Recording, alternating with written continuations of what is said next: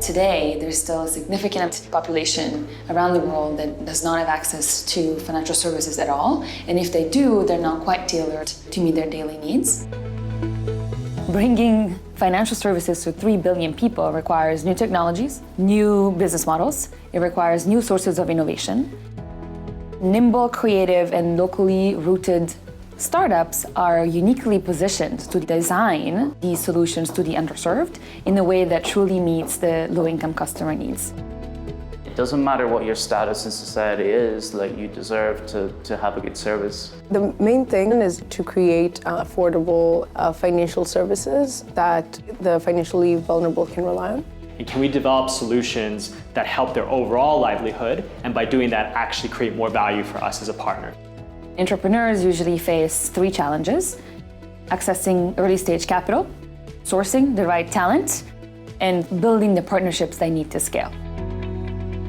And Catalyst Fund was built to address these challenges. Catalyst Fund is a global accelerator for inclusive fintech companies in emerging markets with the support of DFID and JP Morgan. Our mission is to help innovators in emerging markets build fintech solutions that can improve the lives of the 3 billion people currently underserved by the global financial system. Over the last 4 years of the Catalyst Fund, we've really begun to discover that these companies cannot thrive in isolation. And we really want to be there to help the financial services for inclusion agenda move forward.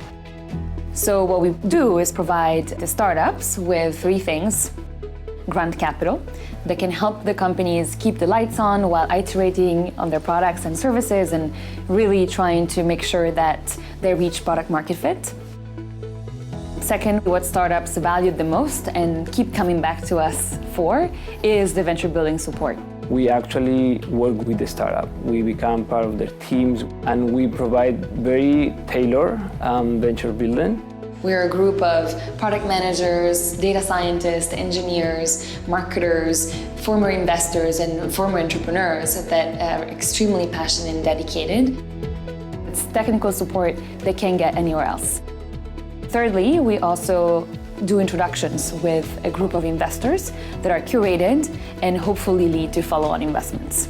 We really see sort of 2 key groups of actors. On one hand, you have the investors who obviously provide the capital that our startups need to continue to accelerate their scale. You also have corporates who might be banks, might be telcos, who are looking to partner and sort of be a pathway to scale for our startups as well.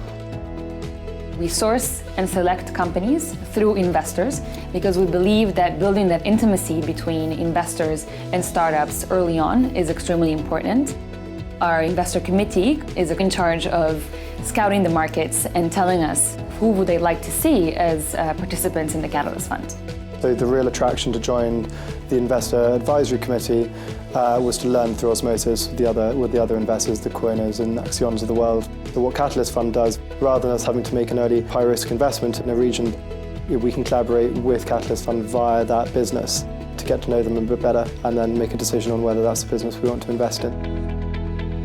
The Catalyst team came in and helped us build out an initial software platform.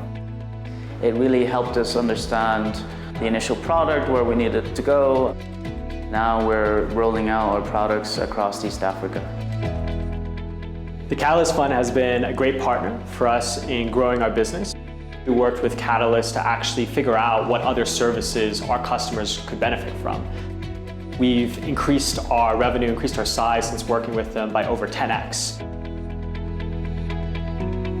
There is a real expertise you can see in the BFA team, and also for startups looking to be global like ourselves. I think the learnings of other contexts as early as possible are extremely helpful.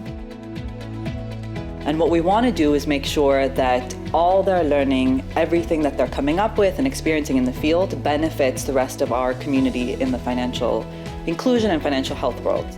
We're constantly thinking about what's the next step for fintech startups. Is very much about the lives of the lower income populations around the world. And together, we're extremely excited to increase our efforts to accelerate the ecosystem of innovation and create economic opportunities for the underserved.